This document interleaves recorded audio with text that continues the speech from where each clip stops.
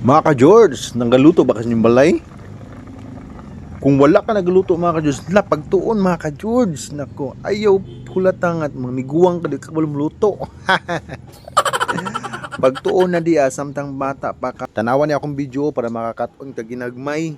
Dali ra kayo ni, luto ni sa pinaabtik sa mga taong gutom na. Mag-slice na kadaan sa imong ipangbutang sa imong mga luto mga ka-George. Papaya, pitsay, sibuyas dahon, kamatis, tanglad. Sa panadiha akong ipamutang sibuyas, bombay, luya, atsal. Ikaw na ibala kung unsa imong ipamutang diha mga ka-George. The more na daghag lamas, the more na mas mulami aming luto mga ka-George. Na intended lang po sa imong lutoon na sundan mga ka-George, ha? Di kayo pataka ra pagbutang og lamas. Ayaw jud pataka. Kanina lang sa tanawa mga ka-George para makaton ka. Ang tawag ani mga ka-George, sinigang na bangus. Puro ulo ra ni sa bangus mga ka-George kaning gisabawan nako. Pero lami gyapon siya mga ka-George, tanawag gitilawan na nako. Lami kayo.